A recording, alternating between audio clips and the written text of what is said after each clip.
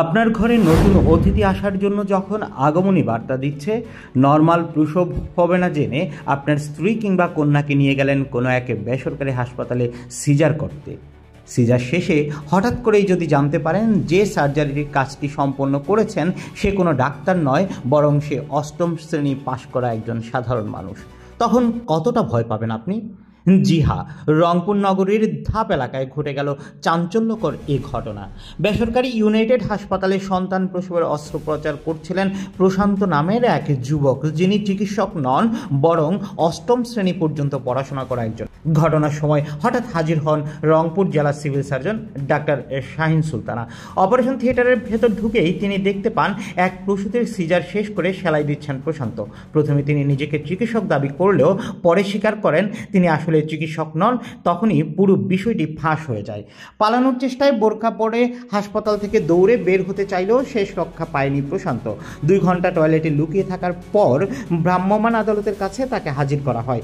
নির্বাহী ম্যাজিস্ট্রেট ইসরাত জাহান মিশু ঘটনাস্থলেই তাকে 3 মাসের কারাদণ্ড দেন। শুধু তাই নয়, হাসপাতালের মালিক শামসুদ্দিন তিব্রিজিকেও ছাড় দেওয়া হয়নি, তাকে 50,000 টাকা জরিমানা করা হয়। অনাদায়ে আরও 3 দিনের কারাদণ্ডের আদেশ দেন আদালত। তদন্তে বেরিয়ে আসে আরও চমকপ্রদ তথ্য। 5 বছর ধরে লাইসেন্স নবায়ন করেননি এই হাসপাতাল। পরিবেশ ছাড়পত্র সহ কোনো বৈধ কাগজপত্র নেই, অথচ দীর্ঘদিন ধরে এখানে জটিল চিকিৎসা করা হচ্ছে, এমনকি বড় বড় অপারেশন চালানো হচ্ছিল।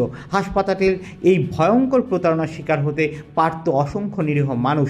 বুধবার সকালে গাইবান্ধার পলাশবাড়ী উপজেলার পশ্চিম গোপীনাথপুর গ্রামের ময়না বেগম নামের এক গৃহবধূ সন্তান প্রসবের যন্ত্রণায় ভর্তি হন এই হাসপাতালে। কিছুক্ষণের মধ্যেই তাকে অপারেশন থিয়েটারে নিয়ে যাওয়া হয় এবং সিজার করানো হয় প্রশান্ত নামের ওই ভুয়া ডাক্তার দ্বারা। এ বিষয়ে জেলা civil surgeon doctor Shahin Sultana ক্ষোভ প্রকাশ করে বলেন, এটি অত্যন্ত ভয়ঙ্কর প্রতারণা। হাসপাতালের লাইসেন্স নেই, বৈধ কাগজপত্র নেই, অথচ একটি প্রসূতির জীবন নিয়ে খেলা করা হচ্ছিল। অভিযান চালিয়ে আমরা এ ধরনের ভয়াবহ অপরাধ থামাতে পেরেছি। স্বাস্থ্য বিশেষজ্ঞরা বলছেন, দেশে অবৈধ হাসপাতাল ও ভুয়া চিকিৎসকদের দৌরাত্ম্য এখন মারাত্মক রূপ নিয়েছে। এর ফলে সাধারণ মানুষ জীবন ঝুঁকিতে পড়ছেন প্রতিনিয়ত। প্রশান্তের মতো একজন অষ্টম শ্রেণী পাশ যুবক যখন অপারেশন থিয়েটারে সিজার সার্জারি করে বসেন, তখন বোঝা যায় কতটা অবহেলা আর অরাজকতা ছড়িয়ে পড়েছে আমাদের এই প্রিয় বাংলাদেশের স্বাস্থ্য খাতে। এখন প্রশ্ন উঠছে, এই হাসপাতালটি এতদিন কিভাবে চলল? কে বা কাহারা এই প্রতারণার পেছনে আশ্রয় প্রশ্রয় দিয়েছে? প্রশাসন বলছে অবৈধ হাসপাতাল ও ভুয়া চিকিৎসকদের বিরুদ্ধে অভিযান আরও জোরদার করা হবে। সাধারণ মানুষের দাবি, এমন অপরাধীদের সর্বোচ্চ শাস্তি নিশ্চিত করতে হবে, যাতে আর কোনো নিরীহ রোগী প্রতারণার শিকার না হয়। এই ছিল রংপুরের ভুয়া চিকিৎসকের চাঞ্চল্যকর ঘটনা। একটি ভুয়া সিজার অপারেশন ফাঁস করে দিয়েছে স্বাস্থ্য খাতের ভয়ঙ্কর অন্ধকার বাস্তবতা।